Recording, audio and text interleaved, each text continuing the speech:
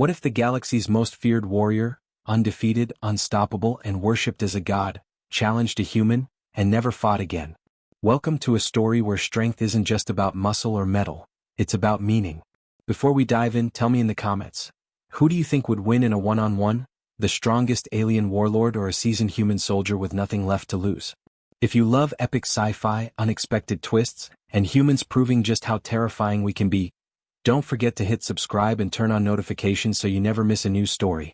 Now let's begin. In the heart of the Dravantian Galactic Empire, where the stars themselves seem to kneel to imperial will, there was a name spoken not with reverence but with restrained terror. General Vortak. The arena trembled beneath the thunder of chanting voices, tens of thousands of warriors packed into the Imperial Colosseum of Valharan Prime. War flags fluttered like the wings of predators, and drums the size of transport ships boomed across the red horizon. The air smelled of ozone, blood, and old iron, a sacred atmosphere to the Dravantians, forged through centuries of conquest. Inside the blood-slicked Colosseum floor, a monstrous brute, 9 feet tall, plated in scaled armor, collapsed in a broken heap. His tusks cracked, his breathing wet with internal damage. Vortak stood over him, expressionless, his double-edged war glaive humming with residual plasma heat. The crowd didn't cheer immediately. They had not yet processed the speed of what they'd just seen. Only moments ago, the Krayt Berserker had been a symbol of resistance, a captured gladiator from a rebellious sector that had taken down 3 Imperial dreadnoughts on his own. But like all before him, he had underestimated Vortak's ruthlessness. Vortak deactivated his weapon, allowing it to collapse into a sleek cylinder on his back, and walked off the arena floor without acknowledging the deafening roar that finally exploded through the stadium. Blood dripped down his shoulder. Someone else's. Medics didn't approach him. They never did. Not because he didn't bleed but because he never asked for aid. In his presence, even healers hesitated.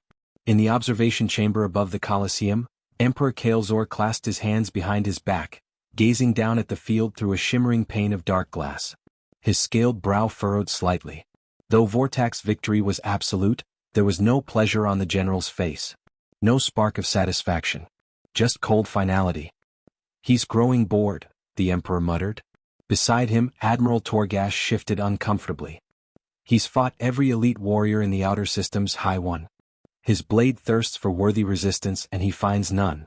Kael'Zor turned slowly, his robes hissing across the obsidian floor. "That is a dangerous state for a weapon to enter.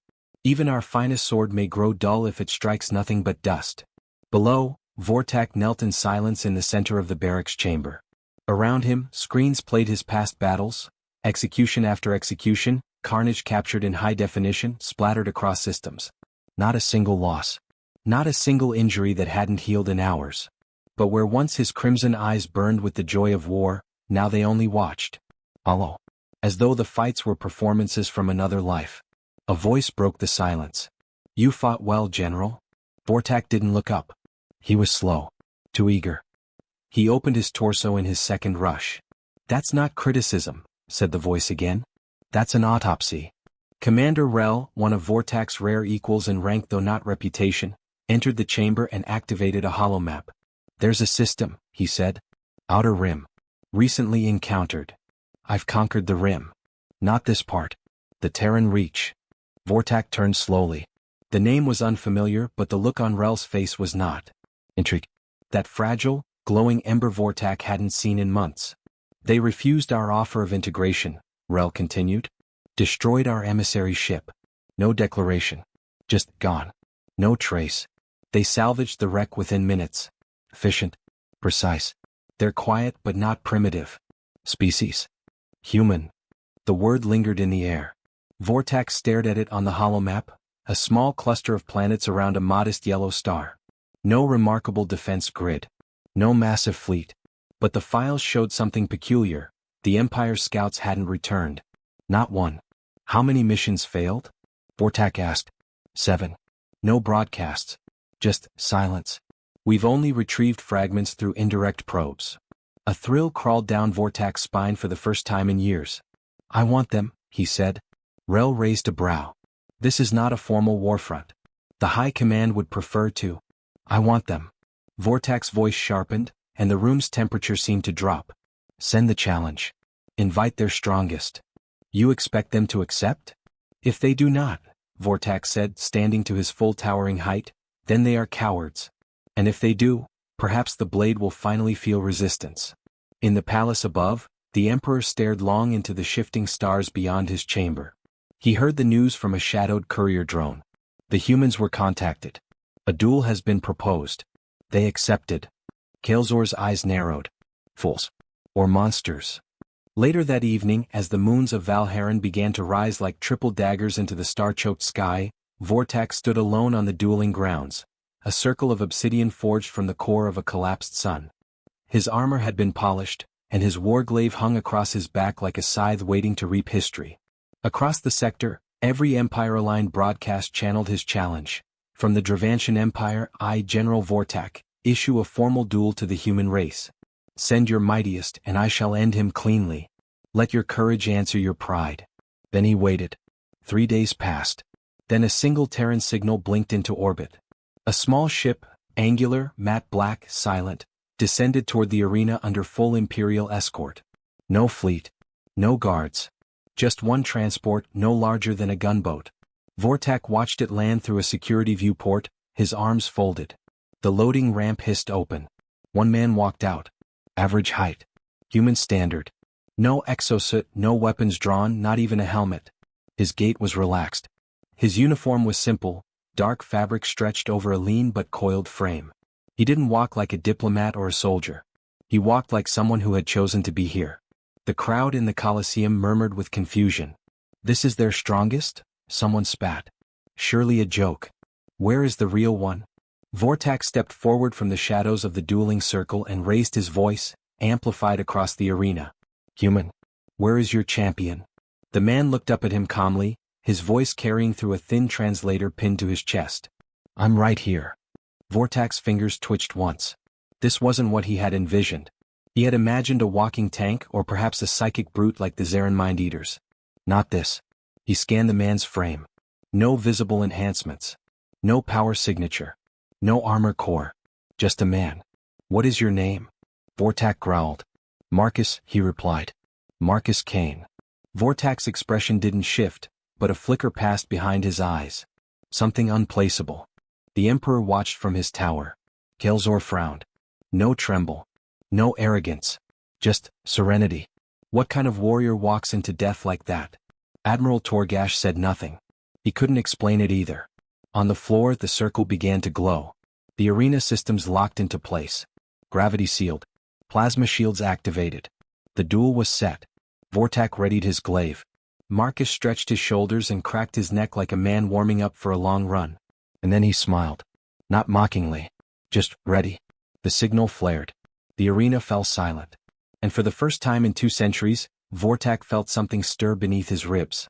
Not rage. Not anticipation. But uncertainty. Something about this man was wrong. Or perhaps, just perhaps, everything else had always been too easy. The Empire leaned forward, breath held. And Marcus Kane took his first step into legend. Marcus Kane stood in the center of the obsidian dueling circle, arms at his sides, eyes half-lidded as if sizing up a mildly inconvenient task. Around him, tens of thousands of Dravantian spectators pressed forward in anticipation, their gleaming armor clinking like restless insect carapaces. They had come to witness a spectacle, a ceremony of annihilation. They did not cheer. Not yet. There was no glory in cheering too early. But already the disdain in their posture was evident. Across the circle, General Vortak adjusted his stance. His armor, blackened durachrome interwoven with face fiber mesh, shimmered faintly under the overhead lights. The glaive in his hands buzzed with dormant energy. His breathing was even, eyes sharp, but there was something buried deep in his posture, something unfamiliar. He couldn't read the man before him. No telltale cybernetic hum. No biological augmentation signature. No fear. And no tension in the man's limbs. Vortak had faced predators that screamed in rage and those that slithered in silence, but this was the first time he had faced stillness. Are you armed? Vortak's voice was gravel pulled through steel. Marcus didn't answer immediately. He looked around the Colosseum as though appreciating the architecture. No, he said finally. Didn't seem necessary. A ripple moved through the crowd. Some jeered. Others laughed. A few, those who had fought in a dozen campaigns, narrowed their eyes. No weapon, Vortak said, his tone darkening. No armor. No backup. Do you misunderstand what this is? I understand perfectly, Marcus replied. You asked for Earth's strongest. Do you think this is arrogance? No, Marcus said, and his gaze settled fully on Vortak for the first time. I think this is education. Vortak's brow furrowed. He had ended planetary civil wars with a glance, toppled regimes in single engagements. None of them had spoken to him like that. Not with mockery, this was worse. This was pity. Above them, in the Imperial Tower, Kael'Zor watched the human with growing scrutiny. He does not carry himself like a champion, the Emperor murmured. Admiral Torgash frowned. His vitals are calm. Too calm. His heart rate hasn't risen since landing. Kael'Zor said nothing. He could feel it now too, in his bones, something beneath the surface of this man that the sensors could not touch. Below, the arena's timekeeper activated the initial protocol. A low hum passed through the obsidian, marking the start of the 90-second preparation window.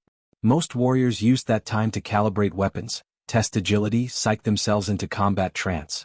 Marcus merely stepped in a slow circle, one hand brushing the tips of his fingers against the energy field that caged them in. His head tilted. He was listening to something no one else could hear. You're stalling? Vortak said flatly. No, Marcus answered. I'm remembering. There was something in the way he said it, not nostalgia but calculation. As if he were recalling battlefield data, not memories. Not pain. Marcus's hands lowered again, loose and ready, the casual stance of a man who'd fought too often to make a ceremony of it. Vortak raised his glaive. The timer expired. The duel began. Vortak exploded forward with impossible speed, glaive sweeping in a horizontal arc that had felled titans. The crowd surged to its feet. Energy crackled from the weapon's edge, and even the air itself bent from its passage. But Marcus wasn't there.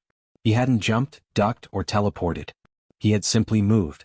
Stepped slightly left, foot pivoted, hips angled, and the weapon passed less than a breath from his chest. Vortak rebalanced instantly, already pivoting for a follow-up strike, but Marcus leaned into the inside angle and placed 2 fingers lightly against the haft of the glaive. With a flick, he redirected the momentum just off-center.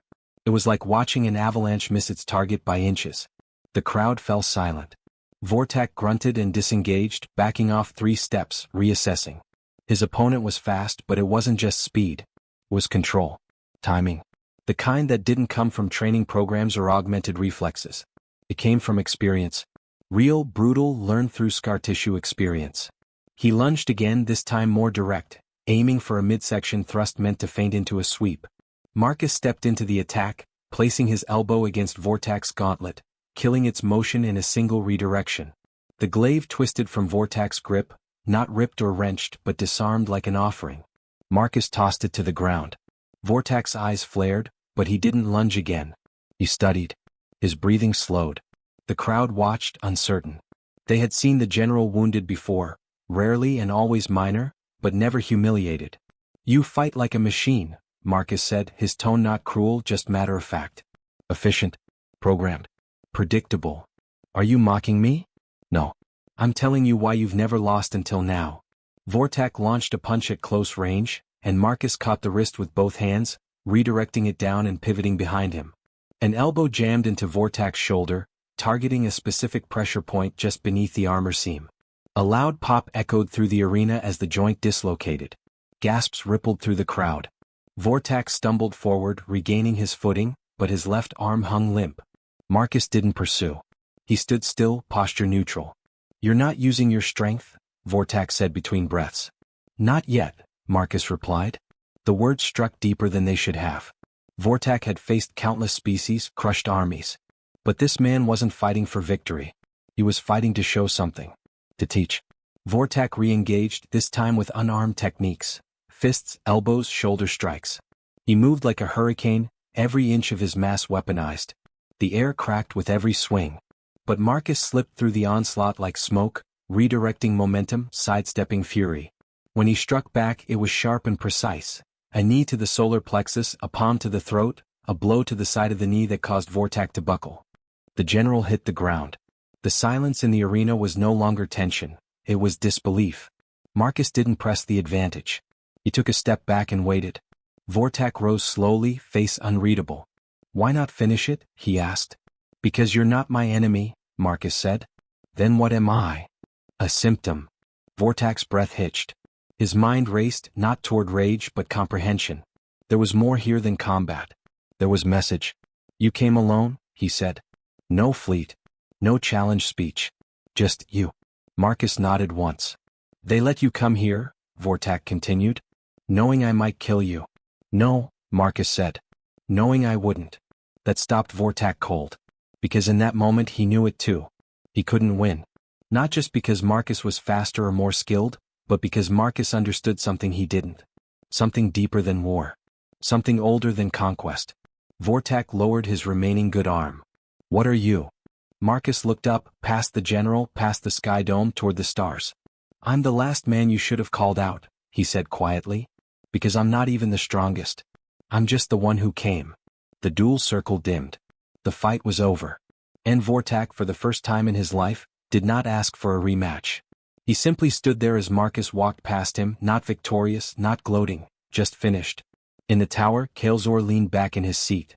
Withdraw the invasion plans, he said. Admiral Torgash hesitated. Permanently? For now, the Emperor said. And send a message to the Terran High Command. What message? Kael'Zor's voice was quiet. Tell them, thank you. The arena remained silent long after Marcus Kane disappeared from the dueling floor. No one spoke. No one moved. Vortak remained standing in the center of the ring, one arm limp, the other hanging at his side. And all he could think was how everything had changed. How the blade had finally struck something it could not pierce. And how, for the first time in his life, he no longer wanted to fight.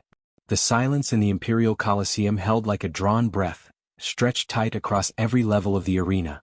Eyes fixed on the two figures within the dueling ring, General Vortak, bruised and half-lamed, and Marcus Kane, the human who had not come to conquer, but to demonstrate what true dominance looked like without ever drawing blood.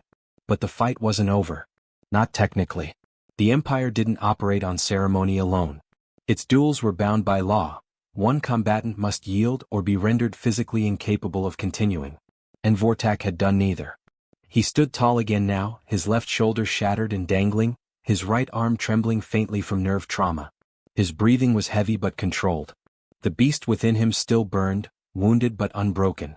Marcus, for his part, remained loose and coiled, his movements not those of a predator circling prey, but more like a surgeon preparing for the final, precise cut. His calm was not arrogance. It was the quiet of inevitability. You could have ended me, Vortak said, voice raw. Marcus's eyes didn't flicker. I still can. That response landed harder than any blow. It wasn't threat, it was truth. Clean and uncolored by ego. Vortak stepped forward, dragging his left leg slightly. Why not do it? Marcus tilted his head. Because killing you would validate the lie you live by. A murmur rippled through the Dravantian crowd. They weren't accustomed to being ignored in their own arena. This wasn't performance anymore. This was a conversation with the weight of history behind it. Vortak squared himself despite his injuries. You believe in mercy? I believe in meaning, Marcus replied. Vortak flinched, not physically but somewhere deeper. That word had no place in his life, not in the core of a military culture that only recognized strength, hierarchy, victory. Meaning was irrelevant if one died without legacy. You don't belong in this ring, he spat, more to mask confusion than to insult. I'm not the one who called for it, Marcus said. You asked for Earth's strongest. They didn't send their weapon. They sent their warning. That struck like a blade through bone. Marcus advanced slowly now, not attacking, but approaching with a deliberate pace that made every instinct in Vortak scream for action. Yet his legs refused. His body, trained to fight through pain and loss, began to tremble, not from exhaustion but from clarity. You've built your empire on one assumption, Marcus said, closing the gap. That every species fears pain. Fears death. That war is won by inflicting more of both than your enemies can withstand. Vortak gritted his teeth. It's true. It was, Marcus replied. Until you met us. Vortak launched a final strike, a last-ditch burst of movement, a straight thrust of his uninjured fist toward Marcus's solar plexus, the kind of attack that shattered armor plating. It was born of desperation, not strategy. Marcus sidestepped with surgical grace, his palm flashing upward beneath Vortak's chin. Not a blow but a tap, just forceful enough to disorient balance. As Vortak stumbled, Marcus swept his leg beneath the general's and guided his fall. Vortak crashed to the ground, stunned not by pain but by the smoothness of it. There had been no violence, only control. Marcus stood over him, knees slightly bent, one hand loose by his side, the other hovering in the air, ready to strike but at rest. "It's over," Marcus said. "I haven't yielded," Vortak rasped. "You already did," Marcus said quietly. "When you started asking why." A long silence followed. Vortak stared up at the Terran, breathing hard, blood in his throat and dust in his lungs. But he wasn't angry. He was empty. A kind of silence opened inside him, vast and unending. Not defeat. Not shame. Something colder. The realization that for the first time in his life, the Empire's greatest general had encountered a limit. Not one of flesh but of purpose. From the highest levels of the observation decks, Kael'Zor saw it happen. Not through binoculars or sensors but through instinct. A momentary shift in a man's entire identity, broadcast through posture and breath. Torgash leaned in. "Do we intervene?" The Emperor shook his head slowly. "No. Not unless we want our own to witness a second failure." In the arena, Marcus lowered his hand. "I'm not here to destroy you," he said. "I'm here so you'll never raise your glaive again." Vortak coughed once and then, slowly, deliberately, sat up. He looked not at Marcus but at the crowd. And he dropped his head. The gesture was unmistakable. Surrender. Not of the body. A belief. Around the Colosseum no sound came. No gasps, no shouts. Even the younger warriors who had been raised to worship Vortak as a living god, fell into stunned silence. It was as though the entire empire had been struck by the same realization. This was not just a duel. It was a reckoning. Marcus stepped back and gave the general space. He didn't linger for celebration. He didn't lift his hands in triumph. He didn't bow. He simply turned away and walked toward the perimeter gate that slid open at his approach. No escort came to guide him. No fanfare. Only the low hum of the platform doors, and the sound of his quiet footsteps receding into the hangar corridor beyond. When he vanished from view, Vortak remained seated for several minutes, staring at the floor, the crowd, then finally at his own shaking hands. The platform lights dimmed, signaling the official conclusion of the match. Above, Kael'Zor finally spoke. "What is left of a blade?" he asked. "Once it knows it can be broken?" No one answered. That night, across 1,000 Imperial systems, the duel was broadcast to every military feed. Censored versions were pushed to civilian colonies, but the message couldn't be diluted. The Dravantian Empire's greatest warrior had been dismantled by a single Terran without so much as a weapon. The story spread. Whispers moved faster than truth. Some said the human had fought entire planetary armies alone. Others claimed he was a ghost soldier, dead on paper, trained in some Terran blacksite lab designed to mimic extinction-level events. But the most persistent rumor was the most terrifying. That Marcus Kane wasn't the best they had. Just the first one willing to come. In a cold, private chamber lit by a single star outside his window, Vortak sat at a console long untouched. He played back the recording over and over, not watching his own movements but Marcus's. He paused at the moment the glaive hit the ground. Again at the sidestep that ended the last strike. Again when Marcus spoke those final words. And finally he turned off the feed. He walked to the center of the room and dropped to one knee. Then he removed the war medallion from his armor and laid it on the floor. Tomorrow the Empire would ask why he refused every duel that came after. Why he declined command postings. Why he never touched a weapon again. He would not explain. Because there was nothing left to say. He had faced a human. And that was enough. News of General Vortak's surrender swept across the Empire like a fault line finally giving way. Official channels tried to control the narrative, spinning tales of a tactical stalemate, of temporary withdrawal for diplomatic review, but everyone had seen the footage. The Dravantian war god had been brought to his knees by a lone, unarmed human. No propaganda machine could erase the quiet, final way Vortak had lowered his head. No one who saw it forgot. But in the inner circles, behind locked military councils and sealed doors, the fallout was louder. Generals questioned each other in hushed tones. Strategists buried simulations that failed to predict the outcome. Entire warfront plans involving the Terran Reach were shelved without explanation. And above them all, Emperor Kael'Zor held private council with no one. Not even Torgash. He sat in silence most nights, replaying Marcus Kane's words in the throne room of his thoughts. He's not even the strongest. Marcus Kane had returned to Earth without fanfare, disappearing into the mists of mountains that had no cities. Some said he'd gone into exile. Others believed his appearance had been symbolic. A warning shot across the stars, a chessboard tapped once by a calm hand before the game truly began.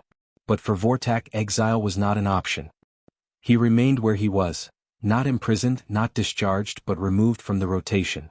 His name, once etched across campaign banners and immortalized in hymns of war, was quietly erased from new curriculum.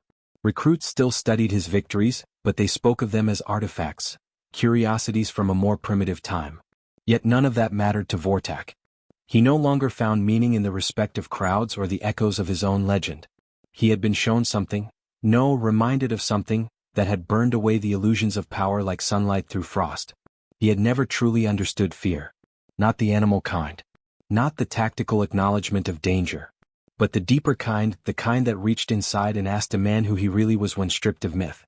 Marcus Kane had not defeated Vortak with strength. He had held up a mirror and waited. Vortak spent his days in isolation within the Monolith Tower, a structure once built for elite strategic command. Now it held only him and a small detachment of guards who kept their distance. The tower rose alone on a storm-torn plateau, wrapped in clouds and salted wind. No one visited. No one challenged him. And not because they feared his wrath. They feared what had silenced it. One evening, months after the duel, a ship arrived without warning. Small, efficient, Terran-built. The guards bristled, preparing to engage until an encrypted channel blinked across the tower's systems. No orders. Just a name. Marcus Kane. Vortak stood at the top of the tower, staring down as the sleek, silent vessel descended like a blade into the stone-wrapped airspace. No entourage. No weapons trained. The ramp extended and the man stepped out. Same posture. Same uniform. Same quiet. Vortak met him at the edge of the high courtyard, wind whipping between them. You returned? Vortak said. I said I might, Marcus replied. Vortak searched his face for mockery but found none. You didn't have to. I did, Marcus said. Because you're the only one who listened. They stood like that for several moments, warriors in a world that no longer needed them. Then Marcus stepped forward, closer than before. I didn't come to threaten you, he said. I came to explain. You already showed me everything, Vortak replied. No, Marcus said. I showed you what we are. I didn't tell you why. Vortak stiffened. That question had haunted him in silence for too long. We fight for legacy, Vortak said. You fight for what? Principle? Marcus shook his head. We fight for failure. The words landed strange, like broken math, like a language turned inward. Explain. Marcus gestured to the stars above. Your empire fights to avoid loss. You build walls of fear, of overwhelming might because you think death is the ultimate price. But we grew strong by failing. Bleeding. Losing wars. Watching cities burn. Families vanish. We don't win because we avoid defeat. We win because we outlive it. Vortak felt the words settle in his chest like stones dropped into deep water. You're not stronger because you're perfect, Marcus continued. You're stronger because you never had to be anything else. We became dangerous because we had no choice. A long silence passed. Then Vortak spoke, voice low. Why me? You were the loudest voice in your empire, Marcus said. And the most visible blade. If you were shown the truth, maybe the rest would follow. Vortak's jaw clenched. But they didn't. They buried it. Censored it. Pretended nothing happened. I know, Marcus said. But they saw it.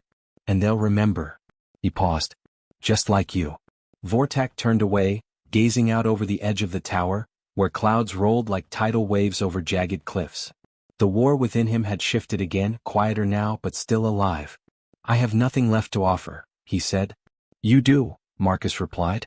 But not as a general. Vortak looked back at him. You're not a weapon anymore, Marcus said. You're a warning.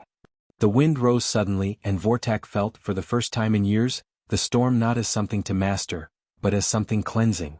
He didn't respond. He just nodded. Marcus extended his hand. Not a challenge. A pact. Vortak hesitated, then took it. And in that moment, something in the foundation of the empire shifted. Unseen, subtle, but real. When Marcus Kane left the tower, he left behind no orders. No speeches. Just a man who would never again fight for conquest. Vortak remained in the tower, but not in exile. He began to write. He compiled everything he had seen and known, not just his victories but his doubts. Not just his enemies but his fears. He recorded every moment of the duel. Every word Marcus had spoken. And when he was done, he encoded it and sent it across the empire, not as a military directive, but as a personal account. A confession. A testament. The empire's ruling council tried to suppress it. They failed. Because across the stars, soldiers began to read. Not many. Not all. But enough. Enough to begin asking questions. And questions were the first cracks in any empire's foundation. In time, the empire would still spread. Still conquer. But now, in the heart of its machine, was a wound that would not heal. A story that would not die. Because somewhere on a quiet mountain, Marcus Kane stood watching the sky. And in a tower wrapped in cloud and silence, Vortak no longer waited for war.